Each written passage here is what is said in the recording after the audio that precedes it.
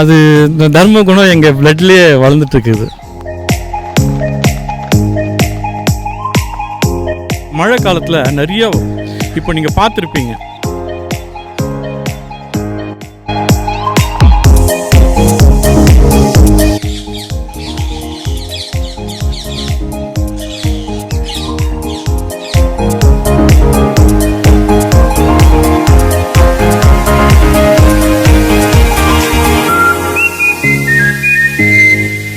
மரங்கள் நிறைய இருக்கும். அவங்க இந்த பிரச்சனையே வராது. ஆனால் நம்ம சிட்டியில் வந்து அவங்க ரொம்ப கஷ்டப்படுறாங்க.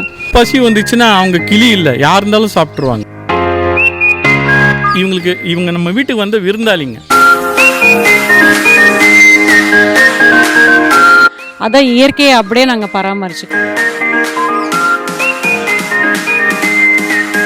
எப்போ ஒன்னாலும் வருவாங்க, எப்போ ஒன்னாலும் சாப்பிடுவாங்க. லேட் கமர்ஸும் இருக்கிறாங்க. அவங்க சாப்பிட்ற வரைக்கும் கொஞ்சம் வெடிக்காதீங்க, 1 hour வெடிக்காதீங்க அப்படின்னு கேட்பாரு. போடுவாங்க பாருங்க சத்தம்.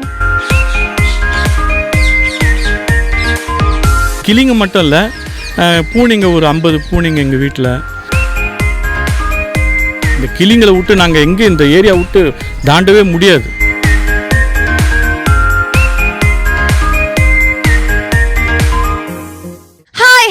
வணக்கம் மதிமுகம் நேயர்களே, நான் உங்க விஜய் தயா. ஸோ இன்றைக்கி நம்ம எங்கே இருக்கோம் அப்படின்னு பார்த்தீங்கன்னா, இன்னும் என் பின்னாடி ஒரே வந்து பலகையாக இருக்குது, அரிசி வேர்க்கடலையாக இருக்குது அப்படின்னு யோசிச்சிங்கன்னா, எஸ்ங்க, இது வந்து நிறைய பேருக்கு வந்து சாப்பாடு போடுற ஒரு இல்லம் அப்படின்னு தான் சொல்லணும். அங்கே தான் நம்ம வந்து வந்திருக்கோம். யாருக்கு சாப்பாடு போடுவாங்க அப்படின்னு பார்த்தீங்கன்னா, முக்கியமாக வந்து பேர்ட்ஸ்லேயும் குறிப்பாக வந்து கிளி. ஓகேயா? ஸோ கிளின்னு சொன்னோடனே உங்கள் மைண்டில் குறிப்பாக ஒரு நபர் ஞாபகம் வந்திருக்கணும். அவர் தான் வந்து பேரட் சுதர்ஷன். ஸோ அவரோட வீட்டில் தான் நம்ம வந்து இன்னைக்கு இருக்கோம். ஸோ வாங்க, கிளி வந்து சாப்பாடு சாப்பிட்றதையும் அவர்கிட்ட நிறைய கேள்விகளையும் அவர் மனைவியும் சந்திச்சு நிறைய விஷயங்களை பேசலாம். Follow me. ஸோ வணக்கம் சார், ரொம்ப ஃபேமஸ். உங்கள் பேர் சொல்லுங்கம்மா. என் பேர் வித்யா, அவரோட மனைவி. நாங்களும் அவளுக்கு கூட சர்வீஸ்க்கு ஹெல்ப் பண்ணுறேன் தவிர அவர் கூட ஃபுல்லாக என்னால் ஹெல்ப் பண்ண முடியலனால என்னால் முடிஞ்ச சின்ன சின்ன உதவிகள் நான் செய்வேன். சார், நீங்கள் இவ்வளோ அழகாக தமிழ் பேசுகிறீங்க, ஆனால் உங்கள் தமிழ் பார்த்து எனக்கு நல்லா தெரிஞ்சிருச்சு நீங்கள் தமிழியன் இல்லைன்னு. ஸோ உங்கள் மதர் டங் என்ன சார்?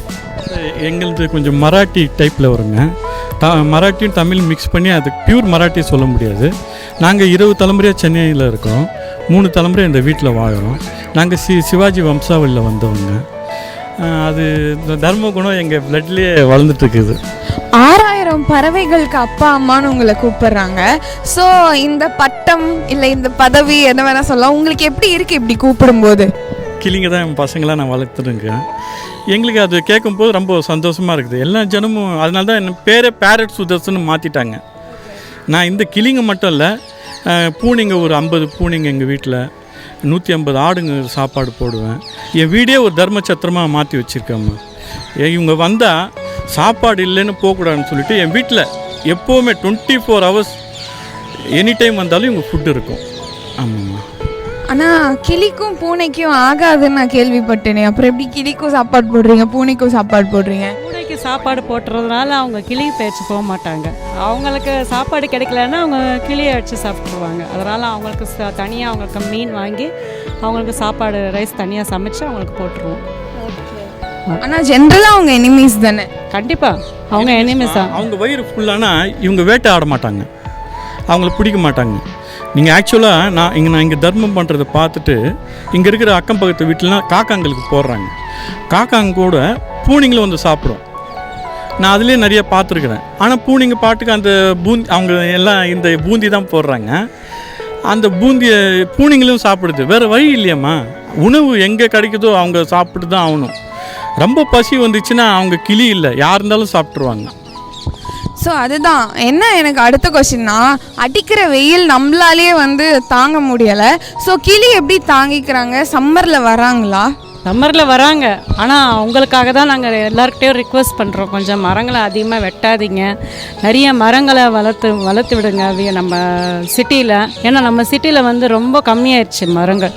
கிராமங்களெல்லாம் அவங்க இருப்பாங்க. மரங்கள் நிறையா இருக்கும், அவங்க இந்த பிரச்சனையே வராது. ஆனால் நம்ம சிட்டியில் வந்து அவங்க ரொம்ப கஷ்டப்படுறாங்க.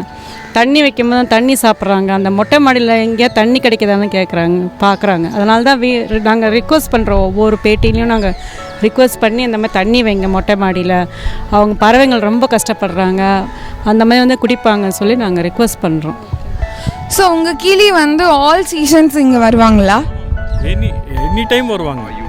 காத்தால நான் இவங்களுக்கோசமே 4 மணிக்கு எழுந்து இந்த அரிசியை ஊற வச்சுருவேன். புழுங்கல் அரிசியை ஊற வச்சுட்டு 2 பக்கெட்டில் ஒரு நாளைக்கே 70 கிலோ அரிசி ஆகும் இவங்களுக்கு. வேர்க்கடலை ஒரு 8 கிலோ ஆகுது. இப்போ வரவு அதிகமாகிடுச்சு. ஏன்னா மரங்கள் இவங்க எவ்வளோ வெட்ட ஆரம்பிச்சிட்டாங்களோ இவங்களுக்கு ஃபுட்டு இல்லாமல் போயிடுச்சு. ஃபுட்டு என்ன தேடி எங்கள் வீட்டுக்கு வந்துடுறாங்க, இவன் இருக்கிறான் நம்மளை காப்பாற்றுவான் சொல்லிட்டு வருஷம் இவங்க கவுண்ட்ஸ் அதிகமாகுது. என்னால் இவங்களை சமாளிக்க முடியல. நானே அது கடவுள்கிட்ட அதான் வேண்டிக்கிறேன், எனக்கு நல்ல இன்கம் கொடு, ஏன்னா இவங்களுக்கு நான் பண்ணி ஆகணும், வேறு வழி இல்லைம்மா. பட் உங்களுக்கு மந்த்லி எவ்வளோ எக்ஸ்பென்ஸ் ஆகும் இதுக்காக மட்டும்? ஏன்னா பூனைக்கு போடுறேன்னு சொன்னீங்க, ஆடுக்கு போடுறேன்னு சொன்னீங்க, அப்புறம் பார்த்தீங்கன்னா கிளிக்கு வந்து வைக்கிறீங்க. ஸோ எவ்வளோ எக்ஸ்பென்ஸ் ஆகுது உங்களுக்கு? 3000 ஆகும்மா. 2500 3000 பர் டேக்கு ஆகும். ஏன்னா வேர்க்கடலை விலை அதிகம். இவங்க விரும்பி சாப்பிட்றது வேர்க்கடலை தான். அரிசியும் வைக்கலாம், ஆனால் அரிசியில் அவ்வளோ அவங்க சட்டை பண்ணுறதில்ல. ஆனால் அரிசியும் சாப்பிடுவாங்க. சைட் டிஷ் அவங்களுக்கு வேர்க்கடலை எப்படி நம்ம 65 சாப்பிட்றோம் அந்த மாதிரி அவங்க அது வேர்க்கடலையே சாப்பிட்றாங்க. இது நிறைய படத்தில் பார்த்தீங்கன்னா கிளிக்கு ரொம்ப ஃபேவரட் பார்த்தீங்கன்னா கொய்யாவும் மிளகாவும் சொல்லி காட்டுறாங்க. இது உண்மையா? ஆக்சுவலி நிறைய பழம் சீசனல் ஃப்ரூட்ஸ் எல்லாமே சாப்பிடுவாங்க. ஆனால் நாங்கள் பச்சை மிளகா வைக்கலைங்க. எங்களுக்கு மனசு வரல, அதனால் நாங்கள் வைக்கல. பச்சை மிளகா சாப்பிடுவாங்க தானே, அது மாதிரி தான் படத்தில் காமிக்கிறாங்க. வேறு வழி இல்லை, அவங்க நீங்கள் கொடுத்தா வேறு எதுவுமே கொடுக்காம பச்சை மிளகா கொடுத்தா சாப்பிட்டு தான் ஆகும். இப்போ கூட பாருங்கள், மரத்தில் கத்துறாங்க, ஸ்ட்ரைக் பண்ணுறாங்க. சாப்பாடு இருக்குது, இவங்க என்ன பேசி நிற்கிறாங்களே நம்மளை கண்டுக்காமல் சொல்லிட்டு அவங்க எங்கூட பேசுவாங்கண்ணா. 12 வருஷமாக இவங்களுக்கு நான் வளர்க்குற போது அந்த குழந்தைய நம்ம வளர்த்தா நீங்கள் இப்போது அது தெரியும். இவங்க லாங்குவேஜே எனக்கு புரிய ஆரம்பிச்சிது. அதேமாதிரி ஒரு சமயம் அந்த காத்தாடி நூலில் மாட்டிப்பாங்க, என்னை கூப்பிடுவாங்க. மாட்டிக்கினாங்கன்னா ரக்கையில் வச்சு நான் உடனே அந்த மரம் ஏறி எடுப்பேன். ஆமாம்மா, அதுமாதிரி எத்தனையோ கிளிங்களை காப்பாற்றிருக்கிறேன். அம்மா கிளி வளர்க்குறவங்களாம் இங்கே வந்து நம்ம வீட்டில் கிளியை விட்டு போவாங்க.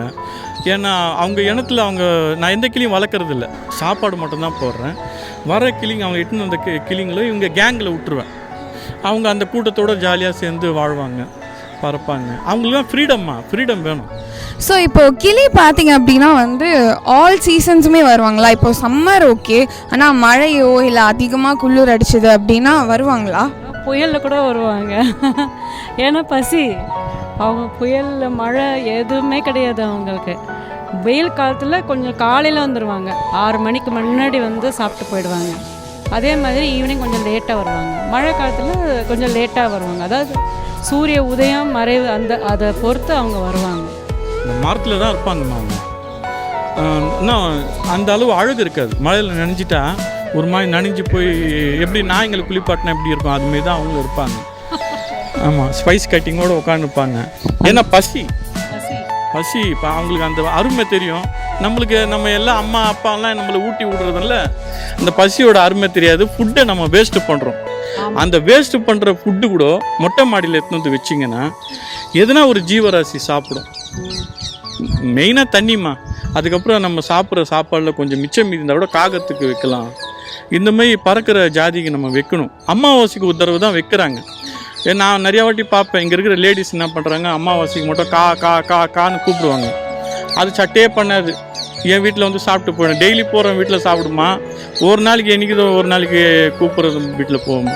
அதனால் டெய்லி போட்டு பழகிங்க. கொஞ்சம் அது பழகினா நம்ம ஜென்ரேஷன் இந்த பறவைங்களை பார்க்கும், மரத்தை வளர்க்கணும். இதெல்லாம் நம்ம மஸ்ட்டாக பண்ணி தான் ஆகணுமா. இதுதான் என்னோட ரிக்வஸ்ட்டுமா. ஒரு நாளைக்கு கிளிக்கு எத்தனை டைம் நீங்கள் வந்து ஃபுட் வைப்பீங்க? 2 வேளை வைக்கிறேம்மா. கிளிக்கு காலையில் 4 மணிக்கு வந்து அரிசி ஊற வச்சுட்டு 6:30 மணிக்கு 6:15 சர்வ் பண்ண ஆரம்பிச்சிடுறேன். இப்போ சீசனில் 6:15. அதேமாதிரி ஈவினிங் கொஞ்சம் சூரியன் சீக்கிரமாக மறைஞ்சிச்சின்னா 4:30 ஸ்டார்ட் பண்ணிவிடுவாங்க. ஸ்டார்ட் பண்ணிட்டேன்னா 6 மணி வரைக்கும் உட்காந்து சாப்பிட்டு அவங்க என்ஜாய் பண்ணிட்டு போவாங்க. எப்போ ஒன்றாலும் வருவாங்க, எப்போ ஒன்றாலும் சாப்பிடுவாங்க. லேட் கமர்ஸும் இருக்கிறாங்க. அவங்க அந்த மாதிரி அவங்க வீடு மாதிரி தத்தியத்துக்கு நாங்கள் என்ன. மழை காலத்தில் பார்த்தீங்கன்னா அந்த புயல்ல எல்லாம் அந்த பழங்கள்லாம் அழிஞ்சு போயிடும். அந்த டைமில் தான் நிறைய பேர் வந்து சாப்பிட்டு போவாங்க. அந்த புயல் டைமில் தான் நிறைய பேர் வருவாங்க. என்னென்னு பார்த்தா அப்போ தான் புரிஞ்சது, எல்லாம் மரத்தில் இருக்கிற பழங்கள்லாம் கொட்டிடும், இலையெல்லாம் கொட்டிடும். அதே வெயில் காலத்தில் அந்த பழங்கள்லாம் நிறைய வளர்ந்துருக்கும். அதெல்லாம் அவங்க அங்கே இந்த ஃப்ரூட்ஸை சாப்பிட விரும்புவாங்க. மாற்றி மாற்றி அவங்க அட்ஜஸ்ட் பண்ணி வச்சுருக்காங்க ஃபுட்டை. 2015 ஃப்ளட்ஸ் அப்பவும் வரதா புயல் அப்பவும் வந்தாங்களா? ஏன்னா நீங்கள் 12 வருஷமாக பண்ணிட்டு இருக்கீங்க. ஸோ 4-5 இயர்ஸ் முன்னாடி தான் சென்னை இது ஃபேஸ் பண்ணுச்சு. ஸோ அப்போ எப்படி இருந்துச்சு? நீங்கள் அதை ஃபோட்டோலாம் எடுத்தீங்களா? புயல்லாம் வருமா? புயலில் காற்றச்சா கூட பறந்து வந்து சாப்பிட்டு தான் போவாங்க மஸ்ட்டாக. வந்தாங்கம்மா. இந்த இடம் மேடுமா, நம்ம சிந்தார்பேட்டை கொஞ்சம் மேடான இடம். அந்த அளவு புயல் நம்ம அஃபெக்ட் ஆகலை, வெள்ளம்லாம் வரல. இன்னும் இந்த கொரோனா டைமில் தான் இந்த வேர்க்கடலை கிடைக்கல, எல்லா கடையும் மூடி இருந்தது. கொஞ்சம் என் ஃப்ரெண்ட்ஸுலாம் கடை வச்சுருந்தாங்க, அவங்களாம் கடை திறந்து கொஞ்சம் ஹெல்ப் பண்ணி அந்த வேர்க்கடலாம் எடுத்து கொடுத்தாங்க. அதெல்லாம் இப்போது நான் அவங்களை நினச்சி பார்க்குறேன். உதவி பண்ணவங்களும் நம்ம மறக்க முடியாதுங்க. ஸோ வர கிளியில் வந்து ஆண் கிளி பெண் கிளிலாம் நீங்கள் வந்து கண்டுபிடிப்பீங்களா? பெண் கிளி வந்து இந்த வளையம் இருக்காது. ஆண் கிளிக்கு வந்து கழுத்தில் வளைய மாதிரி வந்து தாடி மாதிரி வரும். உங்களுக்கு ரொம்ப உன்னிப்பாக பார்த்தீங்கன்னா தெரியும். குழந்தை கிளி கூட கண்டுபிடிக்கலாமா? ஆமாம். எப்படின்னா கத்தினே இருப்பாங்க. ஆமாம், ரொம்ப கண்ணு ரொம்ப அழகாக இருக்கும். அதெல்லாம் நம்ம ஈஸியாக நம்ம 12 வருஷமாக பண்ணுறதில்ல. எல்லா கிளிங்களோட ரகம் எல்லாமே தெரிஞ்சு போச்சு. எல்லாம் மைனா வரும், காகங்கள் வந்து சாப்பிடும், சிட்டுக்குருவிங்க வருது, எல்லா பறவைங்களும், ஈகிள் கூட வந்து தண்ணி சாப்பிட்டு போவோம்மா. நாங்கள் தான் அந்த ஈகிள்லாம் நம்ம வைக்கிறதில்ல, ஏன்னா அது வைல்டு பேர்டு. இல்லைன்னா அதுக்கும் நான் ஃபுட்டு வச்சேன்னா 10 ஈகிள் வந்து சாப்பிட்டதுன்னா இங்கே இருக்கிறவங்களாம் காலி பண்ணி போயிடுவாங்க. அதுக்கோசம் நான் ஈகிள் வளர்க்குறதில்ல. கிளிங்கெல்லாம் வளர்க்கலாம், அழகான பறவைங்க. நம்ம எல்லாம் அதெல்லாம் பாதுகாக்கணும். ஸோ ஆஸ் அ பேர்ட் மேனாக வந்து நீங்கள் எந்திரன் 2.0 படம் பார்த்தீங்களா? ஸோ உங்களுக்கு எப்படி இருந்தது அந்த படம் பார்க்கும்போது? ஆக்சுவலாக அதெல்லாம் அதை பார்த்தோன்னே என்ன தோணுதுன்னா, நம் மனசுக்குள்ளே அந்த அளவுக்கு நமக்கும் அந்த மாதிரி இருக்குது. ஏன்னா அந்த பறவை இனை அழிகிறது, மிருகங்கள்லாம் அழிக்கிறது, மனுஷனை பார்த்தா அந்த மாதிரி தான் கோவம் வருது. அவங்க வந்து கதையாக ஒரு மாதிரியே பண்ணிகிட்ருக்காங்க. ஆனால் அது வந்து ஒரு மனுஷனோட கோபம் தான் அது. ஏன்னா நம்ம மனுஷன் மட்டும்தான் இடத்துல வாழ பிறந்திருக்காங்க அப்படின்னு நம்ம நினைக்கிறோம். எல்லா ஜீவராசிக்கும் வாழறதுக்கு உரிமை இருக்குது, பூமியில் வாழறதுக்கு உரிமை இருக்குது. அதை நம்ம புரிஞ்சுக்கணும். புரிஞ்சுட்டு அவங்க வாழறதுக்கு கொஞ்சம் இடம் கொடுக்கணும், கொஞ்சம் அவங்களுக்கு ஃபுட்டு வைக்கணும், எல்லாத்தையும் நம்ம செய்யணும். நம்ம சிட்டியை வளர்க்குறதுக்காக ஃபுல்லாக அழிச்சிட்டு அவங்கள எல்லாம் அழிச்சிட்டு கடைசியாக நாம தான் அழிஞ்சு போகும். அதுதான் மனுஷனோட ஒருத்தரோட ஆதங்கத்தை அவங்க படமாக எடுத்திருக்காங்க. ஆனால் அது நிஜமாக எல்லாருக்கும் இருக்கும். பறவை ஆவலர்களும் சரி, எல்லாருக்கும், இயற்கை ஆவலருக்கும் எல்லாருக்கும் அந்த மாதிரி கோவம் இருக்கும். ஸோ வாழ்க்கையில் நீங்கள் கிளி ஜோசியம் பார்த்ததுண்டா? பிடிக்காத விஷயம் அது. அதை கூண்டில் வச்சு அந்த கிளியை கட் பண்ணி வச்சு அதை வளர்க்குறது கொஞ்சம் கூட ரொம்ப எதிர்க்கிற விஷயம்னா அதுதான். கூண்டில் வச்சு வளர்க்குறது தான் ரொம்ப எதிர்க்கிற. ஏதோ அவங்க பொழைக்கிறாங்க அதை வச்சு, ஆனால் அது மகா தப்புமா, அதெல்லாம் பண்ணக்கூடாது. அதுவும் ஒரு ஜீவராசி. அதை வச்சு நம்ம ஜாதகம் பார்த்து என்ன இருக்குது, நம்ம தலை விதின்னு ஒன்று இருக்குது, அது நடந்து தான் தீரும். அது கூண்டுக்குள்ளே வச்சு அதை ரெக்கை வெட்டி அதோட சுதந்திரத்தை பறிச்சுட்டு நாம் எதிர்காலத்தை கேட்குறோன்னா அதுக்கிட்ட ரொம்ப சிரிப்பாக தான் இருக்குது. அதை கொடுமைப்படுத்திட்டு நாம் எதிர்காலம் நல்லா இருக்கணும்னு சொன்னால் அதை எப்படி சொல்லணும்? ஸோ இப்போது நிறைய பறவைங்க இருக்குது. பட் மெயினாக நீங்கள் ஃபேமஸ் அப்படின்னு பார்த்தீங்கன்னா கிளிக்கு மட்டும்தான். உங்களுக்கு எப்படி கிளி மேலே ஆர்வம் வந்துச்சு ஆக்சுவலி? இல்லை ஃபஸ்ட்டு நீங்கள் ஃபுட் வச்சு கிளி தான் வந்துச்சா? நான் ஃபஸ்ட்டு வைக்கும்போது காகங்கள், குருவிங்க, மைனாக்கள்லாம் வந்ததுங்க. அது அணில்லாம் வந்து சாப்பிட ஆரம்பிச்சிருங்க. அப்புறமா போக இப்போ இயர் பை இயர் இந்த இடம் கிளிங்களோட ஃபேவரட்டான இடம்னு நினைக்கிறேன். கார்னராக இருக்குது வீடு. அவங்களுக்கு அவங்க சேஃப்டியை தான் ஃபஸ்ட்டு பார்ப்பாங்க. நம்மளுக்கு இந்த இடம் சேஃப்டியாக சாப்பிட்லாமா. மற்ற பறவைங்களாம், காகம்லாம் எந்த இடத்துக்கு ஒன்றா போகும். இந்த கிளிங்க, குருவிங்கெல்லாம் சேஃபான இடத்த பார்ப்பாங்க. நம்ம இந்த இடம் போனால் நம்மளுக்கு ஃபுட்டு இருக்கும், யாரும் தாக்க மாட்டாங்க, வேறு மிருகம், பூனை அதுமாரிலாம் வந்து தாக்காதுன்னு இவங்க சேஃப் ஜோனாக தான் பார்த்துட்டு இங்கே வராங்க. இவங்க இயர் பை இயர் அதிகமாகினே போகுது. அது என்னால் கண்ட்ரோல் பண்ண முடியல. நீங்கள் அடுத்த வருஷம் வரும்போது நான் 20,000 பசங்க, 20,000 கிளிங்களோட அப்பான்னு சொல்லுவாங்க. நீங்கள் வரும்போது நான் இருப்பேனா இல்லையா தெரியல, கிளிங்க தான் என் வீடு ஃபுல்லாக இருக்கும். ஃபஸ்ட்டு நீங்கள் வைக்கும்போது மேம் எப்படி ரியாக்ட் பண்ணாங்க, இல்லை உங்கள் ஃபேமிலி எப்படி ரியாக்ட் பண்ணுச்சு? அதுதான் மெயினாக சொல்லணும். ஏன்னா எல்லார் வீட்லேயும் நடக்கிறது தான். பணம் செலவானால் பொம்பளைங்க பிடிக்காது இல்லை, அதுமாரி. மேம் ஃபஸ்ட்டு நான் இருக்கிறத அப்படியே சொல்லிடுறேன்னே. ஸ்டார்டிங்கில் வந்து அவங்க வரும்போது ரொம்ப அழகாக இருந்தது. 1-2 வரும்போது நம்ம வீட்டுக்கு கிளி வருது, நம்ம வீட்டுக்கு இந்த மிருகம் வருதுன்னு சொல்லி போடுறதுக்கு ரொம்ப நல்லா இருந்தது. போக போக அதோட செலவு, நாங்கள் எங்கேயுமே போக முடியாது, லாக் ஆயிடுச்சு. ஏன்னா அவங்களுக்கு வந்து 2 வேளை சாப்பாடு போட்டு தான் ஆகணும். அந்த மாதிரி வர டைமில் கொஞ்சம் கோவம் வர ஆரம்பிச்சிருச்சு. ஏன்னா நம்ம எங்கேயும் போக முடியாது, எந்த ஊருக்கும் போக முடியாது, எங்கேயும் டைம் ஸ்பெண்ட் பண்ண முடியாது. கரெக்டாக அந்த டைமுக்கு நம்ம வந்து அவங்களுக்கு சர்வ் பண்ணணும். அந்த டைமில் கொஞ்சம் கஷ்டமாக இருந்தது ஸ்டார்டிங்கில். அப்புறம் போக போக நானும் எத்தனை ஜீவராசியை பசி வருது, நம்மளோட ஆசையை நம்ம அடக்கிக்கிறதுல தப்பு ஒன்றும் இல்லைன்னு சொல்லி அப்படியே பழகிட்டேன். நாங்கள் எங்கேயும் போகிறது இல்லைம்மா, இவங்களுக்கோசம் எங்கள் லைஃப்பை தியாகம் பண்ணிட்டோம். ஆமாம், எனக்கு ஸ்டெர்லிங் ரெசார்ட்ஸில் இது இருக்குது, தங்கலாம் 10 நாள் போயிட்டு. ஆனால் எங்கேயும் போகிறதில்ல, நாங்கள் இங்கேயே இவங்களுக்கு அடிமை ஆகிட்டோம். ஆமாம், இதை நினச்சி பார்த்தா உங்களுக்கு வருத்தமாக இருக்கா? நம்ம லைஃப்பை வந்து இப்படி எல்லாருமே என்ஜாய் பண்ணோம், பட் உங்களுக்கு ஃபுல்லாக இதுதான். அந்த ஸ்டார்டிங்கில் அந்த மிடில் ஆஃப் த டைமில் எனக்கு அந்த ஃபீலிங் வந்தது. ஆனால் இப்போ வந்து அது போயிடுச்சு. நம்ம லைஃப் வந்து இவங்களுக்காக நம்ம சாக்ரிஃபைஸ் பண்ணி ஆகணும், ஒரு காரணம் அப்படின்னு காப்பாற்றணும். நம்ம லைஃப் இவங்களுக்கு கொடுக்கறதுல தப்பு என்ன இருக்குது? எதுக்கோ நம்ம வேஸ்ட்டு பண்ணும்போது, டைம் வேஸ்ட்டு பண்ணும்போது இத்தனை ஜீவராசிகள் சாப்பாடு போடுறோம். நம்மளை விட பெரியவங்கெல்லாம் நம்மளை இனிமேல் காப்பாற்றலைன்னா நம்ம இன்றைக்கி இந்த இடத்துல இருந்துக்க முடியாது. நம்ம இன்றைக்கி விடுதலை வாங்கினா, இண்டிபெண்டன்ஸ் வாங்கினாங்கன்னு தியாகம் தானே காரணம். நம்ம நானும் இந்த மாதிரி பறவைங்களுக்கு தியாகி தான் சொல்ல முடியும். என் லைஃப்பை நான் எங்களுக்கு சாக்ரிஃபைஸ் பண்ணியிருக்கோம் 2 பேரும். ஸோ இப்போது நீங்கள் நிறைய கிளிகள், பறவைகள், அனிமல்ஸ்க்கெலாம் வந்து ஃபுட் போட்டு ஹெல்ப் பண்ணுறீங்க. இப்போது மனுஷங்க வந்து உண்மையிலுமே எனக்கு சாப்பிட முடியல, ஃபுட் வேணும்னு கேட்டால் அவங்களுக்கும் எடுத்து கொடுக்க ஆரம்பிச்சிருவீங்களா? நான் நிறைய அந்த மாதிரி அனாதை இல்லைங்கள்லாம் இருப்பாங்க, வயசானவங்க. அவங்களாம் போய் பார்த்துட்டு வருவேன். அவங்களால முடியாதவங்களாம் இருப்பாங்க.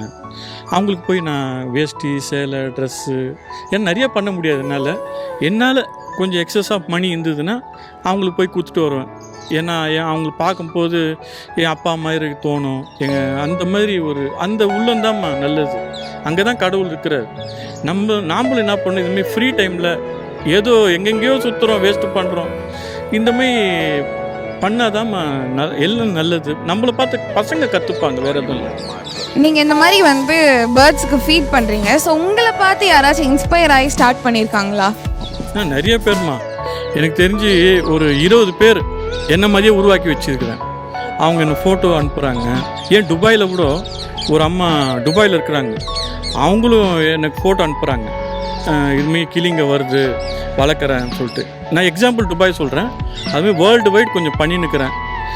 அதுமாதிரி பண்ணாதாம்மா என்ன மாதிரி 20 பேர் ஆக்கி வச்சுக்கிறேன். நீங்கள் அதுலேயே பார்த்துங்களேன். நாங்கள் எங்கேயாவது ஊருக்கு போனால் கூட எங்களை யாராவது பார்த்து கண்டுபிடிச்சா கூட, நீங்கள் கிளிங்க வளர்க்குறவங்க தானே அப்படின்னு கேட்பாங்க. ஆமாங்க அப்படின்னா, உங்களை பார்த்து நாங்கள் எங்கள் வீட்டிலலாம் மாடிலெல்லாம் வச்சுருக்கோம், எங்கள் வீட்லேயும் வருது, நிறைய பறவைகளுக்கு நாங்கள் சாப்பாடு போடுறோம் அப்படின்னா, அதெல்லாம் கேட்கும்போது ரொம்ப சந்தோஷமாக இருக்குது நமக்கு. நாம் வந்து ஒரு சின்ன ஒரு மாற்றத்தை உண்டு பண்ணியிருக்கோன்னு ரொம்ப சந்தோஷமாக இருக்குது பார்க்குறது. ஸோ இப்போது உங்கள் சொசைட்டியில் வந்து நிறைய பேர் குட்டி பசங்களாம் இருப்பாங்க, அவங்கெல்லாம் இங்கே வந்திருக்காங்களா? அவங்க வந்தால் நீங்கள் என்ன சொல்லுவீங்க அவங்கக்கிட்ட ஃபஸ்ட்டு? நிறைய பேர் வராங்கம்மா, சின்ன சின்ன குட்டீஸ்லாம் வரும். ஆமாம், அது ரொம்ப ஆர்வமாக வரும். ஆனால் என்னன்னு தெரியுமா, அந்த கிளியை பார்த்த உடனே பிடிக்க போவாங்க. அவங்க தாத்தாங்க இவங்கள இங்கே ஒரு சண்டேஸ் ஆனால் இங்கே ஒரு பிக்னிக் மாதிரி வந்துடுறாங்க. வயசானவங்க பசங்களை இட்டுன்னு வராங்க, அது வராங்க.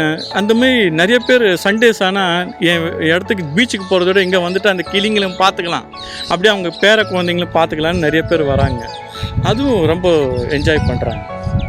ஸோ ஆக்சுவலி பேர்ட் வாட்சிங் பண்ணுறது எல்லாமே ரொம்ப ஹாப்பியாக இருக்கும், மனசுக்கு ரொம்ப பீஸ்ஃபுல்லாக இருக்கும். ஸோ நீங்கள் அலோவ் பண்ணுறீங்க இந்த மாதிரி பிக்னிக் மாதிரி வரவங்கெல்லாம்? ஆமாம்மா, என் வீடியோ டூரிஸ்ட் பிளேஸாக தான் மாற்றி வச்சுக்கிறேன். கூகுளில் போய் பார்த்தீங்கன்னா பேரட் சுதர்சன்னு போட்டிங்கன்னா என்னோடய லொக்கேஷன் எல்லாம் காட்டும். அவங்க வந்து பார்க்கலாம். இதெல்லாம் பார்த்தா தான் அந்த குழந்தைங்க கற்றுப்பாங்க, இம்ப்ரெஸ் ஆவாங்க. இது மாதிரி ஒரு ஜீவராசி இருக்குது, நம்மளும் வளர்க்கணும், நம்ம தண்ணி வைக்கணும், நம்ம தான் ஃபுட்டு சாப்பிட்ணும். அவங்களாம் வேற்று கிரக வாசி மாதிரி பார்க்குறோம். எங்கெங்கேயோ போய் நம்ம தண்ணி இருக்குதா அது இருக்குதான்னு பார்க்கறத விட இருக்கிற நம்ம பூமியை அழகாக பார்த்துக்கலாமா. என்னென்ன சொல்லியிருக்கீங்க, தர்மசத்திரம், பிக்னிக் ஸ்பாட்டு, ஹோட்டலு, இந்த மாதிரி நிறையா வந்து நீங்கள் சொல்லிட்டீங்க. இப்போது மனுஷங்களுக்கு பார்த்தீங்கன்னா நார்மலாக கோவம் வரும். ஸோ அதே மாதிரி நான் படிச்சிருக்கேன், இந்த மாதிரி பேர்ட்ஸுக்கும் மூட் ஸ்விங்ஸ்லாம் வரும்னு. ஸோ நீங்கள் யாராச்சும் பேரட் வந்து கிராங்கி ஆகியோ இல்லை யூஸ்வலி விட அன்யூஷுவலாக பிஹேவ் பண்ணுறதெல்லாம் ஃபேஸ் பண்ணியிருக்கீங்களா? அவர் கொஞ்சம் லேட்டாக சாப்பாடு போட ஆரம்பிச்சாருன்னா என்னைக்காவது கொஞ்சம் மிஸ் ஆகி கொஞ்சம் லேட் ஆயிடுச்சுனாலும் அவங்க போடுவாங்க பாருங்க, சத்தம் ரொம்ப சத்தமாக இருக்கும். ஊரே கூட்டிடுவாங்க. அவங்க ஆமாம், அவங்க சாப்பிட விடலை, நம்ம அங்கேயே வெயிட் பண்ணிட்டு இருந்தோம் சாப்பாடு போட்டு. அப்போவும் கத்துவாங்க, நாங்கள் நீங்கள் சீக்கிரம் போங்க நாங்கள் சாப்பிட்ணும் அப்படின்னு. அது நல்லா இருக்கும் பார்க்குறதுக்கு. மேம், இத்தனை பறவைங்க வந்து இங்கே வராங்க. ஸோ ஏதாச்சும் ஒரு கிளி வந்து இங்கே முட்டை போட்டிருக்காங்களா உங்கள் வீட்டில்? நாங்கள் வந்து சாப்பாடு தான் போடுறோம். அவங்க வந்து மரத்தில் தான் அவங்க வீடு. அதான் இயற்கையை அப்படியே நாங்கள் பராமரிச்சுக்கிறோம். ஏன்னா நாங்கள் இங்கே கூடு கட்டி இங்கே செயற்கையெல்லாம் நாங்கள் வளர்க்கல. அவங்க இயற்கையாக எப்படி இருக்கிறாங்களோ அப்படியே தான் வாழ்கிறாங்க. அவங்க மரத்தில் தான் முட்டை போட்டு, ஆனால் அந்த குழந்தைங்களை கூப்பிட்டு வருவாங்க. சின்னதாக இருக்கும், அழகாக இருக்கும். அவங்க சத்தம் போட்டே வந்து சாப்பிட்டு போவாங்க. அதை நாங்கள் பார்த்துருவோம். குழந்தைங்கள் தான் ஃபஸ்ட்டு அனுப்புவாங்க, போய் கேளு, அப்பா கிட்ட போய் சாப்பாடு கேளு. தாத்தான்னு சொல்லுவாங்க, நான் ஏதோ அப்பான்னு சொல்லிக்கிறேன், தாத்தா கிட்ட போய் கேளுன்னு சொல்லிட்டு அங்கே அனுப்புவாங்க. அந்த பார்த்தோ தெரியும், அவங்க கண்ணு குழந்தை அழகாக இருக்கும், கத்தினே இருப்பா, வா சீக்கிரமாக வா சாப்பிடுவேன்னு சொல்லுவோம். அந்த மாதிரி அதெல்லாம் நாங்கள் பார்த்து ரசிப்போம். ரொம்ப அழகாக இருக்கும் பார்க்க. இப்போ பார்த்தீங்கன்னா தீபாவளி அப்போது கிளிங்க பயந்துருவாங்க, நாங்கள் பட்டாசே வெடிக்கிறது இல்லைன்ற மாதிரி சொல்லியிருந்தீங்க. பட் வந்து ஆனால் சொசைட்டி அக்கம் பக்கத்துலலாம் வந்து வெடிப்பாங்கள்ல, அதை பார்த்தெல்லாம் பயந்து வராமல் இருந்திருக்காங்களா? நாங்கள் என்ன பண்ணுவோம், அந்த டைமில் வெடிக்காதுன்னு சொல்ல முடியாது. இவங்க சாப்பிட்ற நேரத்தில் கொஞ்சம் சொல்லிட்டு வருவார் இவர், அவங்க சாப்பிட்ற வரைக்கும் கொஞ்சம் வெடிக்காதீங்க, 1 hour வெடிக்காதீங்க அப்படின்னு கேட்பாரு. அந்த பசங்க கொஞ்சம் கேட்டு அந்த நேரத்தில் வெடிக்க மாட்டாங்க, பண்ணுவாங்க. இந்த ஏரியா பசங்க அவங்க புரிஞ்சுப்பாங்க. நான் போய் சொல்லுவேன், கொஞ்சம் வெடிக்காதப்பா, கிளிங்க சாப்பிடுதுப்பான்னு சொன்னோன்னு ஒரு 1/2 hour வெடிக்காமல் இருப்பாங்க. அதெல்லாம் கொஞ்சம் ரெஸ்பான்ஸ் பண்ணுறாங்க. இப்போ முதல்ல பண்ண மாட்டாங்க. ரொம்ப கஷ்டமாக இருந்தது. பயந்து ஓடுவாங்க, சாப்பிட முடியாது அவங்களால. இப்போ கொஞ்சம் பார்த்து அவங்களாம் இத்தனை கிளிகள் வர்றதுனால அவங்க ஒரு 1/2 மணி நேரம் கழிச்சு வெடிக்கிறாங்க. ஸோ இப்போது நீங்கள் 2 பேரும் சேர்ந்து ஊருக்கு போக வேண்டிய ஒரு சிச்சுவேஷன் வந்தால் என்ன ஒரு ரீப்ளேஸ்மெண்ட்டாக வச்சுட்டு போவீங்க? பக்கத்து வீட்டில் ஒரு தம்பி இருக்கிறாரு, அவர் சொல்லுவார், ரிக்வஸ்ட் பண்ணிப்பேன். அந்த தம்பி ஒவ்வொரு சமயம் கேட்பார், நல்ல மூட அந்த மாதிரிம்மா அவர் பண்ணுவார், ஒரு தடவை பண்ணுவார். அந்த இல்லைன்னா வேலையாட்கள் யாருன்னா வெளியில் ஆளுங்களை வச்சுட்டு போவேன்.